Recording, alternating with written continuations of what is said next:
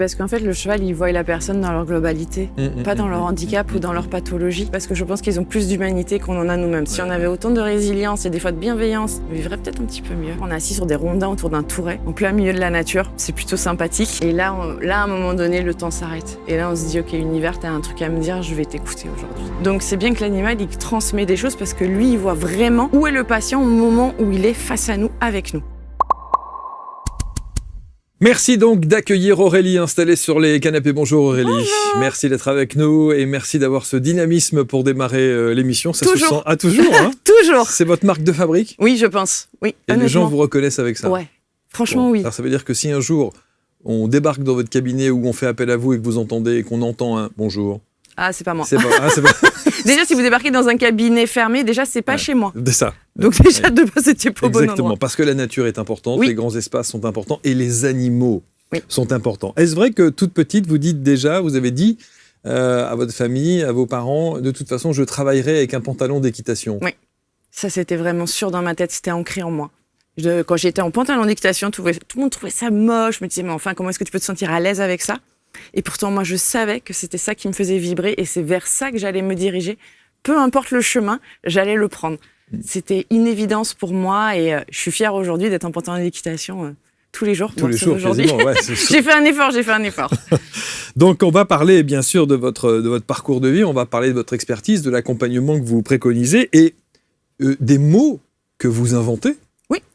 Doc-thérapie, Ça n'existe ça pas. n'existe pas. Pas du tout. L'équithérapie existe, évidemment. Mais doc-thérapie, non, c'est la Non. même chose, mais pour les chiens. Exactement. En fait, quand j'ai créé cette thérapie, je me suis dit, ok, équithérapie, ça parle déjà aux gens, super, on va rester là-dessus, même si c'est pas tout à fait ce que je fais exactement de ce qui est entendu aujourd'hui des personnes qui connaissent l'équithérapie. On a encore entendu sur tout ce qui va être l'autisme et tout ça, et sur le fait de mettre à cheval pour tout ce qui va être moteur, alors que moi, je ne fais pas du tout ça. Si je fais l'autisme, mais je ne mets pas à cheval. Et puis, je me suis dit, il faut que j'interpelle sur le chien. Parce que le chien, il faut quand même se rendre compte qu'il amène des choses complémentaires au cheval. Donc, faire simple, j'ai repris en anglais dog, chien, thérapie. Simple et efficace. Moi, je suis assez simple et efficace.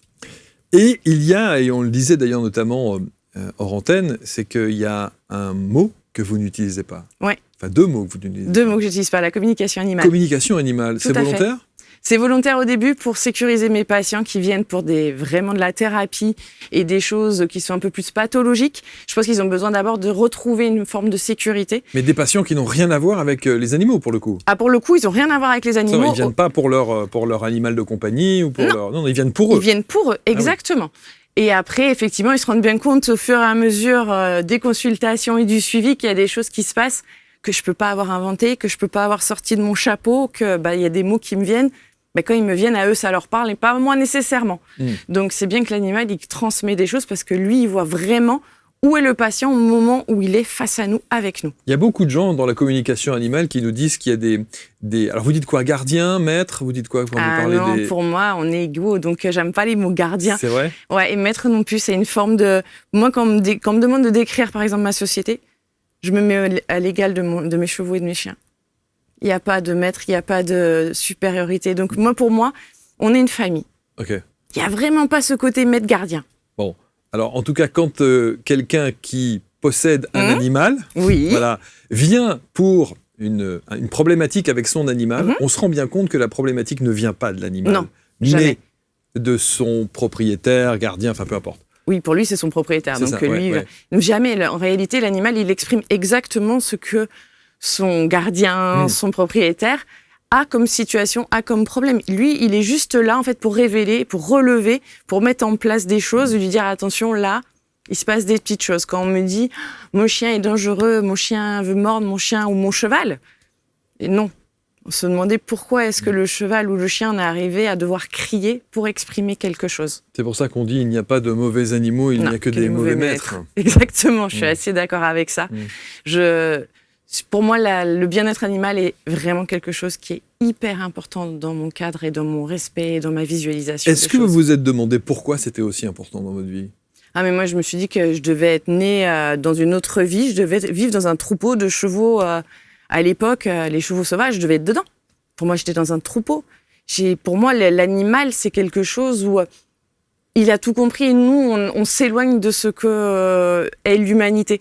Quand des fois on nous dit que nous on est humains, eux sont animaux, ça me hérisse les poils en direct même, mais ça m'hérisse les poils parce que je pense qu'ils ont plus d'humanité qu'on en a nous-mêmes. Si on avait autant de résilience et des fois de bienveillance et de respect de l'autre, on vivrait peut-être un petit peu mieux. Et c'est vrai que quand on regarde dans les regards des animaux, quand on parle d'amour inconditionnel, je pense qu'il est là. Ah mais il est là complètement.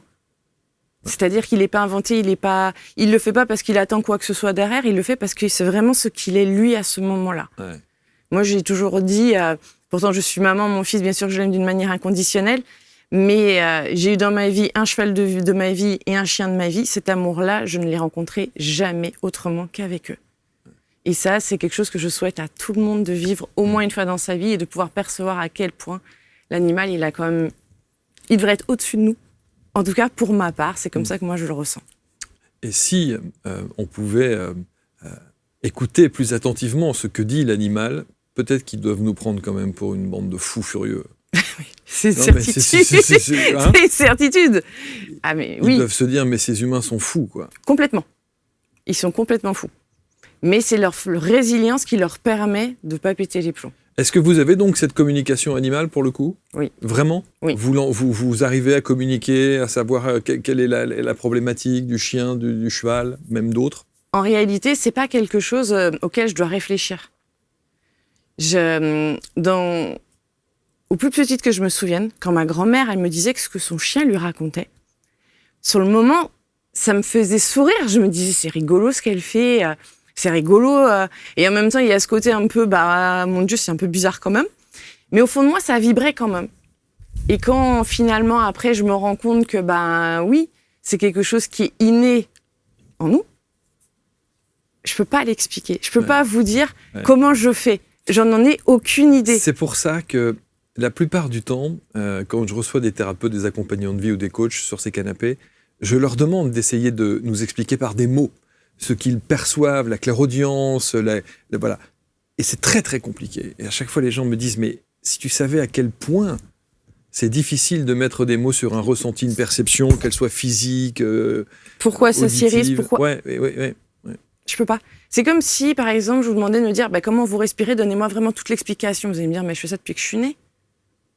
Moi, généralement, c'est la réponse que je donne. Je respire comme ça depuis que je suis née. Vous n'avez pas toujours été dans ce chemin de vie-là. Non. Vous avez eu cette vie à 100 à l'heure, jusqu'à ce qu'il y ait cette date du 7 juin 2014. Qu'est-ce qui s'est passé ? J'ai eu un grave accident. Ce grave accident fait que sur le moment, quand j'ai un accident de quad, quand je tombe, je me relève. Bon, je remonte plus sur le quad, je vous rassure. Je me suis dit, c'était pas la bonne journée. Une moto à 4 roues, Voilà. Et je vais récupérer ma jument. Et ma jument, elle a un comportement bizarre avec moi. Elle a plutôt un comportement normalement très protecteur avec moi. Elle l'a toujours été. Et là, à ce moment-là, elle me rejette, entre guillemets, sans me rejeter. Juste après l'accident ? Juste après l'accident. C'est immédiat. Elle peut pas savoir que j'ai eu un accident parce qu'il s'est passé quand même 30 minutes de marche le temps que je la récupère. Et sur le moment même, je ressens quelque chose, mais j'arrive pas à l'exprimer. C'est pas clair pour moi. Et je rentre. Donc vous n'êtes pas physiquement blessé ? Physiquement, là, vous me voyez comme vous m'auriez vu ce 7 juin 2014 à 16h25, j'étais tout pareil. Et quand je rentre, à un moment donné, tout en moi me dit qu'il faut que j'aille à l'hôpital. Je l'entends. C'est plus fort que moi, je le ressens. Et du coup, je mets tout en œuvre pour pouvoir partir à l'hôpital, effectivement. C'est ce qui va me sauver la vie. Parce que si j'étais restée chez moi cette nuit-là, je serais plus là pour vous raconter mon histoire. C'est le comportement du cheval qui vous fait comprendre qu'il y a quelque chose ? Oui, c'est son comportement, mais c'est au-delà de ça. C'est-à-dire que quand on est même séparés, je la ressens. Je la ressens sur moi, je ressens... Elle me met des troubles où je me sens pas bien, où j'ai vraiment la tête qui tourne, alors que ça va. Donc elle a senti ? Elle a complètement senti. Et ce qui est assez troublant, et ça je l'apprendrai plusieurs mois plus tard, c'est que mon chien, qui à l'époque ne vivait pas encore avec moi, a traversé une nationale qu'il n'avait jamais traversée au moment de mon accident pour venir me rejoindre. Et c'est ce que moi j'appelle mon trio. On a été un trio. Malheureusement, du trio aujourd'hui, il reste que moi, mais j'ai décidé de faire véhiculer ce trio. C'était Birdie ? Alors Birdie, c'était ma jument. C'était votre jument ? Ouais, ça c'était l'amour de ma vie. Elle me sauve la vie ce jour-là. Ouais. Hello les amis, je suis Aaron et je suis médium. J'ai l'immense privilège de vous annoncer que je pars en tournée avec ABC Talk. On a toujours peur de tomber sur la mauvaise personne et c'est là qu'on perd nos croyances et ça peut être quelque chose de très dangereux. Et en tout cas, ce ne fut pas le cas. Mais c'est vrai que c'est un médium qui tient bien la connexion aussi, ce qui est extraordinaire. Et ça, vraiment, c'est une très grande qualité en médiumnité. Et je le remercie. Donc, merci Aaron pour tout ce que tu fais. Et j'ai vraiment hâte de vous retrouver. Ça sera une grande communion et surtout de grandes retrouvailles. À très vite les amis. Et alors, vous allez faire donc les examens à l'hôpital et on vous décèle quelque chose? Oui. Là, on décèle qu'il y a quand même un gros traumatisme crânien sévère, tellement grave que je suis héliportée sur Grenoble en urgence sur le gros hôpital neuro. Et quand vous ressortez de l'hôpital, après tous les soins, vous revenez à la maison et là, la jument a un autre comportement. Là, elle a un comportement complètement différent. Je me vois encore aller vers elle. Elle vient de manière... Il faut imaginer que cette jument, sur tout mon temps d'hospitalisation, n'a plus été vers personne. Plus personne ne l'a touchée, c'était terminé. On ne pouvait plus approcher ma jument. Elle vous attendait? Elle m'attendait. Ce qui est fou, c'est qu'elle savait qu'elle pouvait m'attendre, or que moi, je ne le savais pas.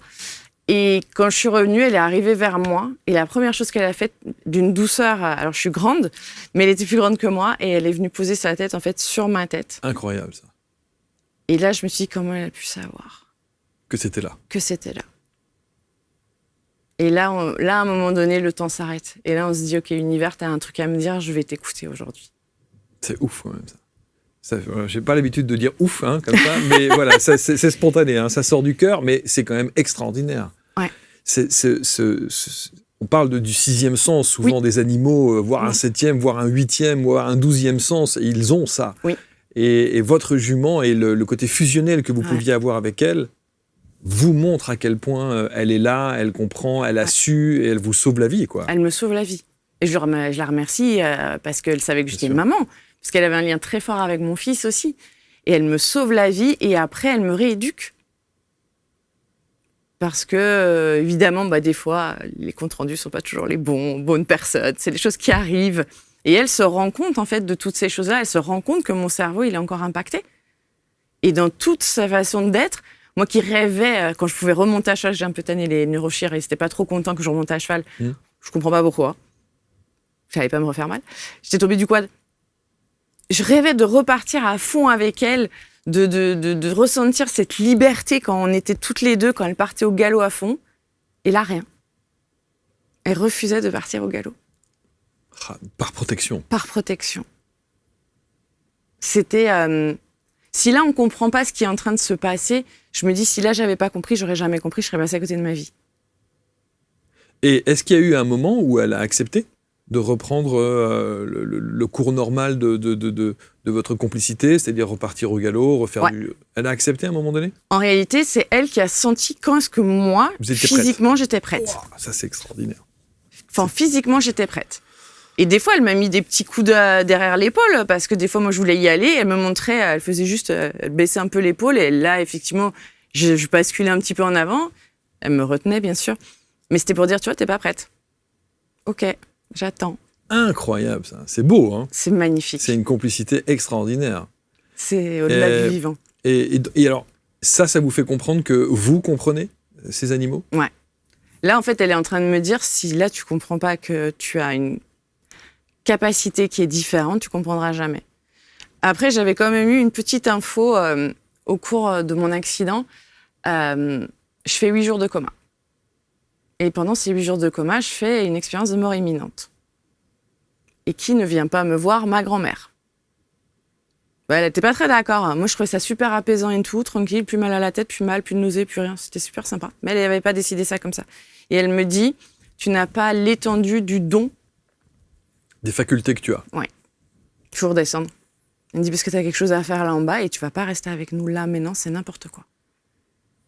Et quand j'arrive et que cette jument me montre tout ça, je me dis, OK, j'ai tout là. Ouais. Pourquoi est-ce que je veux rester cartésienne? Pourquoi est-ce que je veux plaire aux autres? Pourquoi est-ce que je veux pas être différente? Pourquoi est-ce que... Tous ces questionnements-là, c'est tout ce temps que je vais prendre à les observer. Et à me rendre compte qu'en fait, ils sont tous, quand on observe les troupeaux, en montagne, ils étaient 15 chevaux. Après, plus tard, les troupeaux sont un peu plus petits. Je mélange des troupeaux. Mais je me dis, si eux, ils arrivent à accepter peu importe qui, pourquoi est-ce que moi, je pourrais pas être acceptée comme moi je suis, en fait? Sans prendre la place de personne, juste être moi, avec ce que je peux faire. Qu'est-ce que vous allez changer dans votre vie, alors, à partir de ce moment-là? Quand les gens me diront que c'est pas possible, que les choses n'existent pas, qu'il faut que je retrouve un métier normal et que je vais leur dire c'est votre pensée, c'est votre croyance, mais c'est plus la mienne. Je suis pas revenue pour aujourd'hui resubir ma vie. Je pense que j'avais quelque chose à comprendre et je m'octroie 3 ans. 3 ans où je vais analyser. Et vous allez vous former? Ouais. Je vais revenir à l'essentiel. Qu'est-ce que vous allez suivre comme formation? Parce que vous parlez évidemment dans la préparation de psychologie, de psychothérapie, de psychanalyse, de tout cet univers des neurosciences. Oui. Vous allez suivre tout ça? Oui, je suis tout ça en formation parce que tout m'intéresse. Et je suis quelqu'un, j'aime pas me satisfaire d'une seule type de thérapie ou quoi que ce soit. Je me dis quand je vais recevoir quelqu'un, il faut que je puisse être sur tous les fronts, entre guillemets, et pouvoir lui proposer un mélange de toutes mes connaissances. Donc je pars un peu partout et j'aime ça parce que j'adore apprendre. Ça, c'est quelque chose qui est vraiment une force chez moi. Et je continue. Et cette envie de comprendre et d'associer tout ce que j'ai pu observer chez le cheval, je me dis, je vais faire des liens. Entre les humains et les chevaux et les animaux? Voilà, exactement. Qu'est-ce que vous pourriez faire? Qu'est-ce qu'on peut faire comme lien entre les deux? Par exemple, je vous donne un exemple super simple. Nous, on a souvent tendance à oublier ce qui est réellement un besoin. Et on se demande toujours si ça va pas déranger l'autre. L'autre fois, j'ai mes chevaux, ils sont sur des roundballs, c'est des grosses roundballs, c'est le foin. Et j'en ai un qui est en train de manger et l'autre qui se gratte. En fait, tout le monde est OK, parce qu'elle se gratte sur le roundball, parce que sinon c'est pas drôle. Et en fait, tout le monde respecte le besoin des autres. Elle avait envie de se gratter, elle s'est grattée. Lui, il avait envie de manger, il a mangé. Il lui a pas demandé de partir, elle lui a pas demandé de partir. Donc pourquoi est-ce que nous, dans notre société, on peut pas juste être soi-même à l'essentiel, à la nature, parce que quelque part, manger, c'est un besoin vital. Et là, à l'époque, on était sur la période de changement de température, donc elle avait besoin de perdre le poil, sinon elle va perdre de l'état. Mais les deux étaient justes. Pourquoi on peut pas être juste alignés? C'est pour ça qu'on se pense être l'espèce animale supérieure à tout, mais en fait, on se rend compte que c'est eux qui ont tellement à nous apprendre, quoi. Exactement. Ouais. Et j'adore montrer ça à mes patients. J'organise des journées aussi pour expliquer aux gens un petit peu comment ça fonctionne, tout ça. Et j'adore leur montrer ça, parce que du coup, quand on est en journée, c'est des groupes. Et on voit le mouvement de groupe sur les chevaux. Et je trouve ça hyper intéressant de pouvoir leur faire palper ces choses-là. De revenir à l'essentiel. La nature, les animaux. Et juste l'amour de soi. Mais si on s'aime soi-même, on aimera... Alors, sur votre fiche, Aurélie, vous dites équithérapie, doc-thérapie, mais on va rajouter psychothérapie, psychanalyse, médiation, bien-être, etc., etc. Enfin, je veux dire, donc vous vous adressez aussi bien aux humains qu'aux animaux. Exactement, aux deux. En fait, moi, je peux pas choisir. J'ai 2 passions. Les animaux et la psy. Dans l'ordre? Non. C'est pas dans l'ordre? Si, c'est dans l'ordre. C'est dans l'ordre, mais parce que on va dire que mon cerveau a dit, cheval, en gros, animal, ça commençait par A, donc P. Ok, d'accord. Voilà, on va dire. Dans cet ordre-là, oui, d'accord. Mais c'est pas un ordre de préférence. Les deux font ça. Les deux font ça, ok. Pour moi, c'est hyper essentiel de mélanger mes 2 passions. Je peux pas juste être psy, et je pouvais pas juste être avec l'animal. Parce que je pense qu'il y a des personnes qui ont besoin de fois de rencontrer d'autres personnes pour pouvoir s'élever, se permettre d'être. Et je pouvais pas laisser cette place-là. Alors, qui sont les gens qui viennent vous voir? Quelles sont leurs problématiques? C'est quoi Je vais avoir de tout. Ouais. Je vais avoir de la patientèle qui va avoir des dépressions, des burn-out, des pathologies. C'est vrai que des fois, je peux rencontrer des personnes qui ont des psychoses, mais qui viennent de centres, et donc qui ont des traitements et qui viennent avec des éducateurs. Ensuite, j'ai des personnes qui cherchent la connexion, qui cherchent à se retrouver eux-mêmes, à gérer la confiance, l'estime, tout ce qui finalement fait d'eux. Et ça, pour eux, c'est hyper important Pour moi, c'est important parce qu'on revient à la nature, on est dans la nature, on est assis sur des rondins autour d'un touret, en plein milieu de la nature. C'est plutôt sympathique. C'est vrai, je pense, ouais. Mais ça évoque tout ce que je veux revenir à l'essentiel. Le bois, l'herbe, les chevaux, le chien, on revient à tout. C'est vrai qu'entre ça et la tristesse de certains cabinets... Ah ouais. Parce que c'est quand même assez anxiogène, un cabinet. C'est hyper anxiogène. À part, évidemment, si on fait un truc un peu sympa. Mais la plupart du temps, moi j'ai vu des photos de cabinet, ça donne pas envie, hein. Non. Des murs blancs, une pauvre plante en plastique. Et encore quand il y a la plante en Quand il y a la plante en plastique, il y a un pauvre tableau qui représente pas grand. Non mais c'est vrai, à chaque fois je dis c'est déprimant. mais vous allez accueillir des gens qui par définition ne sont pas bien. Mmh. Donc faites en sorte de les accueillir dans un cadre plutôt convivial, chaleureux et accueillant, quoi. En réalité, pourquoi j'ai mis ça en place? Quand moi-même, j'ai eu mon accident, en tant que psy, je sais qu'il faut un suivi. Parce qu'on ne revient pas pareil, parce qu'il y a tout qui se bouscule, parce que les émotions se bousculent, parce qu'il y a des choses qui ressortent qu'on pensait avoir mis sous le tapis.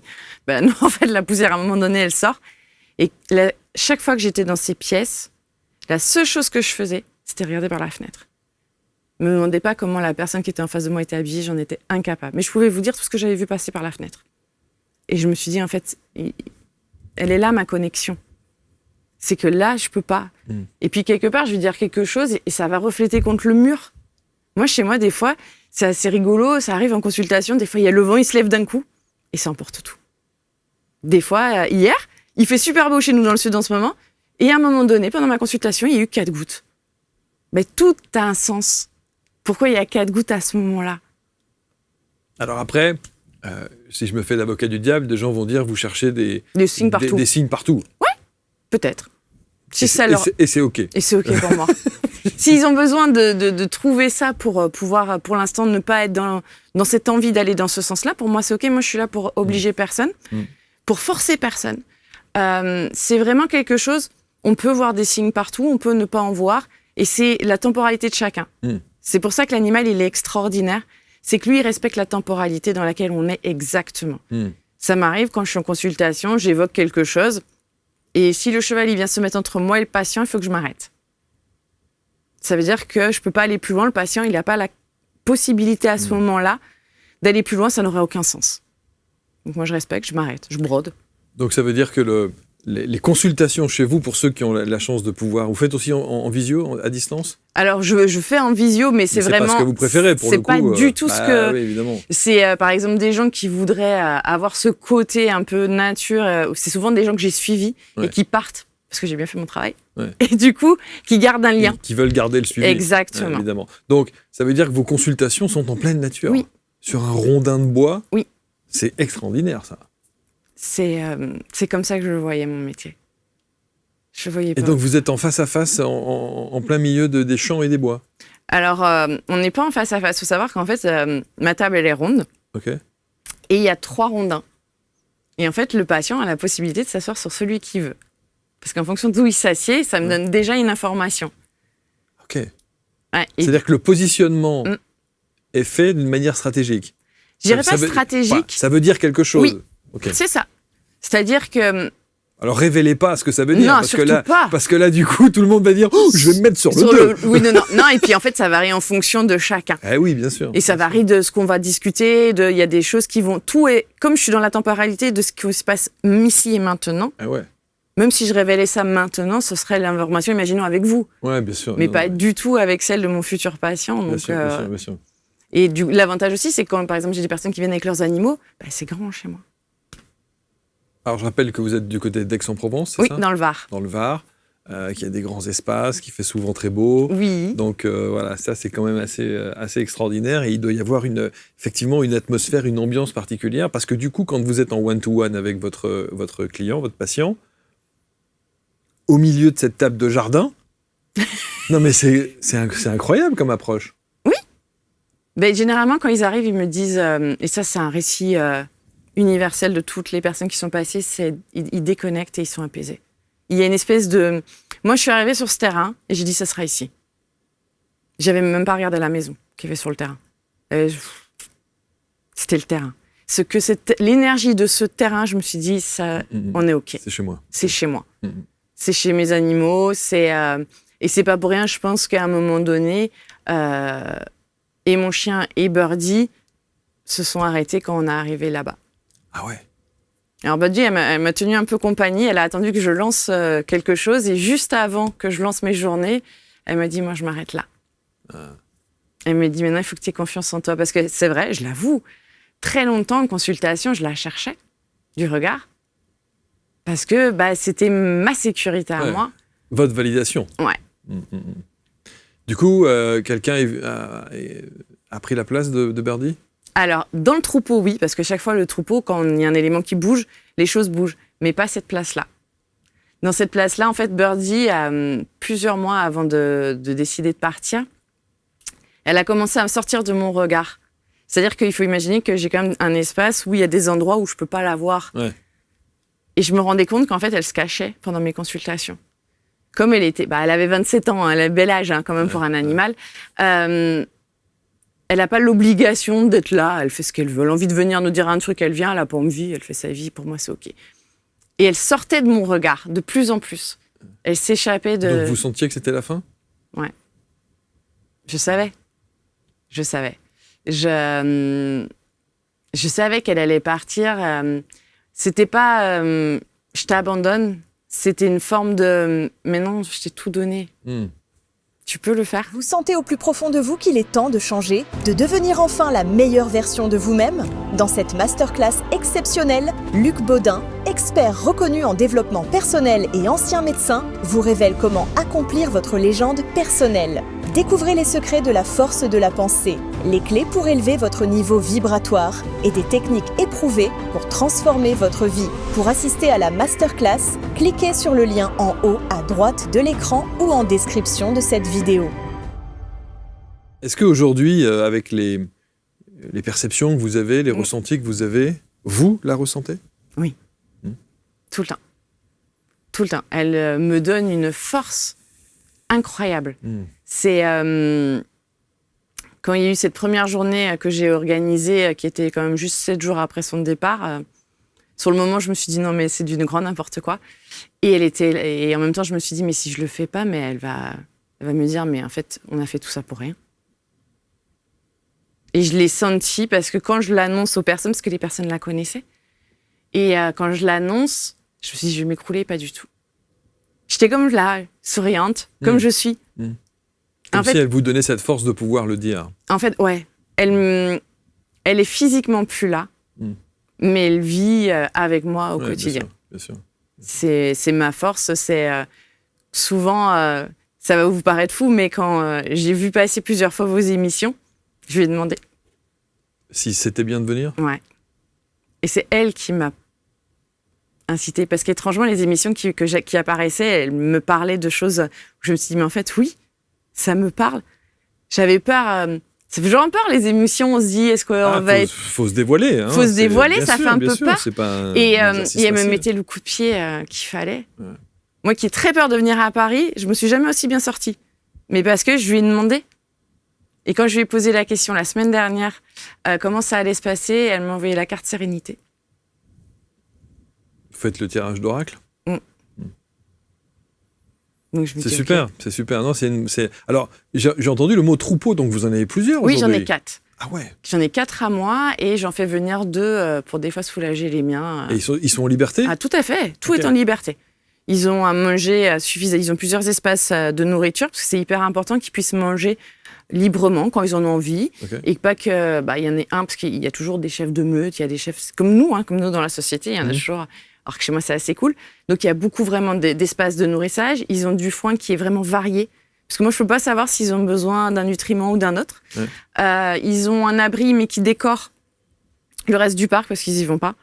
Ils ont des arbres pour les protéger. Et ils ont effectivement, en gros, pour vous situer, j'ai 4 chevaux. Ils pourraient être chacun dans un espace. S'ils étaient fâchés tous les 4 à un moment donné, ils ne se verraient pas. Mais ils ne vivent toujours qu'ensemble. Et le chien fait partie intégrante de cette vie. Alors vous parliez de cette hiérarchie qu'il peut y avoir aussi dans les troupeaux. Ça veut dire qu'avec la communication animale que vous avez, vous la ressentez, cette hiérarchie ? Il vous explique, il y en a un qui fait la gueule à l'autre, ou l'autre qui s'est mal comporté avec l'un. Ah oui, mais des fois il suffit juste que... Ça va au-delà de ça. Enfin, des fois ça peut être très drôle, parce que des fois moi j'ai un dialogue avec eux, on pourrait croire que c'est un peu bizarre que je fais un monologue, mais en même temps où il y a des réponses. Mais oui, des fois ils se plaignent. Ça ne va pas du tout. C'est n'importe quoi. C'est vrai. Mais oui, parce que, par exemple, je sais que quand je vais rentrer ce soir à 23h, parce que j'ai été dans leur parc quand même ce matin à 3h, j'irai dans leur parc ce soir à 23h, me dire c'est n'importe quoi, on t'a pas vu de la journée. Il s'est passé quoi ? Ils vont se plaindre. Or qu'il y a quelqu'un qui les surveille, il y a quelqu'un qui s'en occupe. Mais parce qu'ils n'ont pas l'habitude qu'on ne soit pas l'un avec l'autre. Bien sûr. Et c'est vrai qu'après le départ de Birdie, ça a été compliqué. Parce que faut savoir que dans le troupeau, j'ai son fils. Ah, ok. Ouais, j'ai son fils. Et on ne pouvait pas vivre notre deuil en même temps. Donc, il travaillait avec moi, mais dès qu'on n'était pas au travail, c'était chacun son côté. Est-ce que vous avez, dans cette communication animale, la confirmation que l'animal vit aussi un deuil quand il perd quelqu'un de sa famille, pour le coup, son père ou sa mère ou pas? Parce que quand vous avez un chien, par exemple, le chien, il est séparé de sa famille à un moment donné. Et on peut se poser la question de savoir s'il est vraiment... Est-ce qu'il en souffre d'être séparé de sa famille? Est-ce que la communication animale permet de répondre à ça? Alors, la communication permet de répondre à ça, et c'est au-delà de ça, c'est-à-dire que, sachant comment ça allait se passer, et sachant que Birdie avait quand même bien préparé les terrains, parce que je la connais un peu quand même, la Michette, elle fait les choses bien, elle a fait ça quand j'étais pas là, le seul jour. Je pars jamais de chez moi, sauf là pour Paris. Mais là, tout va bien. Je suis partie 30 heures chercher un cheval il fallait que je récupère un cheval. Et elle est restée en fait dans le parc. C'est-à-dire que elle a décidé, elle s'est couchée, elle a décidé que c'était terminé. Il y a une jument qui a demandé à venir, et en fait la jument a emmené les garçons à elle, et chacun lui a dit au revoir. Waouh! Ouais, chacun lui a dit au revoir. Alors, ça se passe pas... La première, elle va lui dire au revoir parce qu'elle savait, ça faisait 15 jours qu'elle savait que ça allait s'arrêter. Donc, elle lui dit vraiment au revoir. Elle s'en va. Ensuite, j'ai le plus jeune qui avait l'habitude de la faire marcher, qui d'abord essaye de la faire marcher, puis se rend compte que elle va pas se relever. Ouais. Donc, il lui fait un bisou sur la croupe, et puis il s'en va. Et puis, il y a son fils. Et lui, quand il arrive, d'abord, il est en colère. Mais comme nous, c'est les 5 étapes du deuil, il est en colère, il tape par terre. Mais à aucun moment, il ne va toucher la jument. Tout ça, vous le voyez? Oui, parce que j'ai les caméras. Et parce que j'ai quelqu'un sur place. Okay. On est je sais pas si on a le droit de le dire, en FaceTime. Oui, bien sûr. Voilà, on est en FaceTime parce que quand moi j'apprends que la jument décide, moi j'ai la communication, mais j'ai besoin de rassurer la personne qui est là parce que pour elle ça paraît peut-être un peu tout flou. Ouais. Et effectivement, Happy, qui est donc son fils, qui porte le nom de Joie, c'est son premier moment de tristesse. C'est sa première tristesse. Donc il ressent vraiment une tristesse au départ au début, il est en colère d'abord. Il est en colère. Sa mère l'abandonne, ça va pas du tout. Ça va pas, je suis pas là. Pour lui, c'est de la colère. Il tape. Il la secoue et c'est pas OK. Ouais. Donc moi, j'entame le processus qu'on va entamer en psychologie, comme le doudou. Quand au début, la maman devient le doudou finalement va finir par s'en séparer. Du coup, avec mon cheval, je vais faire pareil. C'est-à-dire que je vais recouvrir le cheval, parce qu'évidemment, on ne peut pas avoir quelqu'un qui vient récupérer le cheval dans l'instant T. Ce serait trop facile. Et donc, on va recouvrir déjà, pour qu'il ne la voie plus physique, mais qu'il la voie plus. Et donc là, il commence de nouveau, il tape sur la bâche au début, et puis au fur et à mesure. Et ensuite, moi, j'intègre un élément, c'est-à-dire que mon cheval, il adore boire dans une poubelle en plastique. Il adore, c'est son kiff. Ne me demandez pas pourquoi là-dessus. Okay. J'ai déjà demandé plusieurs fois, il me dit, c'est mon plaisir à moi. Va. Il me dit, toi, c'est le chocolat. Ok, d'accord. Okay. Et donc, je demande à la personne, en fait, de lui emmener la baille, parce que moi, je vois que l'heure, elle tourne et qu'il n'a pas bu. Et au moment où elle arrive avec la baille, elle comprend pas, évidemment. Là, le cheval, il fait demi-tour et il va boire à la baignoire. Il s'est dit, ok, d'accord. Parce qu'en fait, il fermait. Il était tellement en colère et triste.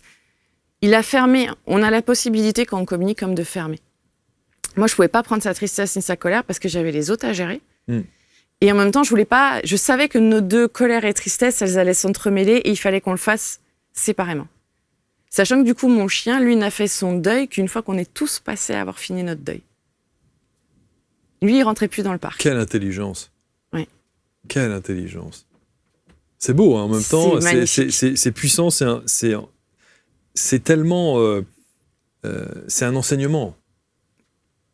Ouais, de leur part, quoi. Tout à fait. Ouais. Donc on comprend que le fait d'être au contact comme ça de ces animaux, c'est un enrichissement extraordinaire. Énorme. Au comprendre aussi, vous parliez notamment des malades et des patients qui viennent au contact de ces animaux, et on sait à quel point ce contact-là, et notamment les autistes, vous en parliez, ça leur fait considérablement du bien. Énormément. Énormément de bien. Il y a beaucoup l'équithérapie avec les autistes, il y a des résultats fantastiques. Ouais. C'est extraordinaire. Il y a des choses très très belles. Ouais. Mais parce qu'en fait, le cheval, il voit la personne dans leur globalité, pas dans leur handicap ou dans leur pathologie. Nous, on va avoir tendance à dire, et vous me l'avez demandé tout à l'heure, vous m'avez dit, qu'est-ce que vous recevez comme type de personnel ? Bien sûr. Eux, qu'ils soient dépressifs, qu'ils soient autistes ou qu'ils soient, pour lui, c'est une personne. Ouais. C'est un humain. Il a 2 pieds, il marche pas sur 4. Et c'est ça la force de l'animal. C'est qu'en fait, lui, il fait abstraction de l'étiquette, du cadre, de la case dans laquelle on a voulu mettre peut-être à un moment donné une personne. Et lorsque vous êtes sur cette table à l'extérieur, avec ces fameux rondins sur lesquels vos patients sont installés, donc les chevaux peuvent venir à tout moment ? Alors ça dépend. Soit les personnes, elles sont OK, oui, peuvent venir. Ou soit il y en a, elles préfèrent qu'on rentre nous dans le parc. Ok. Donc tout est possible en fait. Il n'y a pas, rien n'est sacralisé chez moi. La seule règle qu'il y a, c'est qu'il n'y a pas de règle. Mais le cheval, il pourrait avoir une réaction particulière parce qu'il ressent un truc et il a envie de venir de sa propre volonté. Déjà, même si par exemple le patient il a besoin de rester un peu là avant d'aller et qu'il a besoin de me dire quelque chose, il vient. Ça m'est arrivé une fois en consultation que la patiente, elle voulait pas visualiser ce qui était en train de se passer, de la colère qu'elle avait extrême. C'est pas grave, ils ont cassé les fils. Voilà, ils ont cassé les fils du parc. Mais ils ont juste cassé les fils et puis ils sont restés dans le parc. Hein. C'est vraiment pour dire, voilà où on est ta colère. C'est ça, libère-toi, fais quelque chose. Ouais. Là, nous, à un moment donné, à part te donner des signes, on peut plus rien faire. Donc, ils ont tout cassé et puis ils sont restés là. Et j'ai regardé, elle m'a dit, ah oui, peut-être. Bon, en tout cas, on aura compris que si vous avez envie d'un accompagnement avec Aurélie, il va falloir aller dans le Var. Oui. Hein, tant qu'à mais faire. il fait beau. Ben oui, bien sûr. Et puis, il y a pire comme cadre. Non. Il y a pire comme cadre. Oui. Donc, les chiens, les chevaux, et même tout type d'animaux, j'imagine, non ? Alors, vous faites pas les chats, vous faites pas les tortues non, les tortues non plus. Non, je fais pas les chats parce que j'ai remarqué qu'en fait alors c'est pas que je communique pas avec le chat, mais moi, ce qui me caractérise, c'est le troupeau ou la meute. Ah, okay. J'ai un fonctionnement vraiment de troupeau ou de meute. Et le chat, je peux le faire, mais ça me demande quelque chose où il y en a, ils sont extrêmement bons. Je leur laisse. Moi, je sais que sur le troupeau et la meute, je vais être performante. Il y a une symbolique de ça, hein, quand même. Ouais. Vous avez creusé un peu pour savoir d'où ça vous venait, cette histoire de meute, de clan, Parce que moi, j'aime avoir cette vision de la vie, de me dire seul, c'est bien, mais à plusieurs, c'est mieux. Ouais. On peut tellement s'amener. Aujourd'hui, je vous rencontre, vous m'avez apporté quelque chose et je trouve ça extraordinaire. Et réciproquement. Parce que je reviens vachement plus riche. Je vais retourner dans le Var avec encore plein de questions auxquelles vous m'avez interpellé et ça va m'amener sur d'autres questionnements, d'autres réflexions. Et je trouve que voilà, si on ne se rencontre pas et si on ne rentre pas dans la meute et dans le troupeau, on ne peut pas créer tout ça. Magnifique. Les chevaux, les chiens, la nature, des alliés pour votre mieux-être. On va mettre évidemment autour de cette vidéo tous les liens pour rentrer en contact avec vous, Aurélie. Et je pense que même si effectivement il y a la distance, ça donne envie quand même d'aller voir comment ça se passe, qui sont ces chevaux, comment est-ce qu'ils réagissent. Voilà. Et c'est drôle, il y a 3 semaines de cela, je suis allé dans une petite écurie et je me retrouve face à un cheval de course gigantesque. Ils sont gigantesques. Ils sont gigantesques. Et je vois cette tête énorme, ces yeux globuleux qui vous fixe comme ça. Et la première réflexion que je me suis dit, à quoi tu penses ? Qu'est-ce qui te traverse l'esprit à cet instant-là ? Quand tu me vois là, petit, à côté, cette masse qui peut en 2 secondes nous mettre à terre. Hein.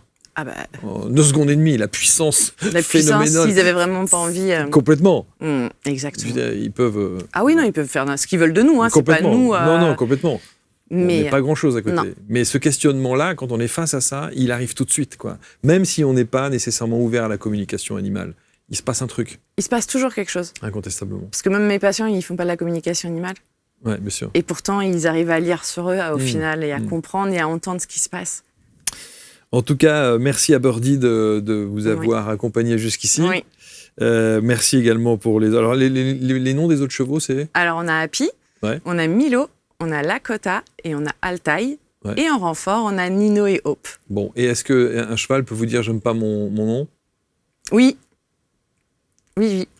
C'est pour ça que il y en a. Happy, c'est lui qui l'a choisi. Hope, c'est lui qui l'a choisi. Parce que ces chevaux, à ce moment-là, ce sont nos chevaux qui sont nés avec nous. Donc, on a pu. Birdie, c'était OK pour elle, mais elle s'appelle Scarlett. Rien à voir. Milo s'appelle Pasqua et 4. Rien à voir, mais elle se prend vraiment pour la Vénus de Milo quand même un peu. Ça va un petit peu quand même. Ouais, elle se la pète grave quand même. Ah ouais. Et Lakota, c'est un cheval. Alors les enfants, ils aiment à dire que c'est la vache parce qu'il a 2 couleurs. Donc il ressemble à une vache. Mais Lakota, c'est une tribu Sioux et c'est vrai qu'il représente cet Indien. Et donc ça lui va bien, mais pour moi c'est mon petit boulet. Donc ils ont tous, ils ont leur nom, mais après ils ont ce qu'on créé eux et moi. C'est formidable. Merci beaucoup Aurélie. Merci Marc. Merci pour cet échange, merci pour vos commentaires bienveillants comme toujours. Vous avez toute l'affiche, tous les réseaux, tous les sites internet. Revoyez cette émission, partagez-la parce que je la trouve belle et je la trouve vraie. Donc si vous avez envie de l'accompagnement d'Aurélie et de ces autres thérapeutes. Exactement. Parce que ce sont des thérapeutes. Ce sont des thérapeutes à part entière. Exactement. Eh bien, prenez contact. Merci beaucoup. Merci. On se retrouve très vite pour un prochain portrait Index. À bientôt.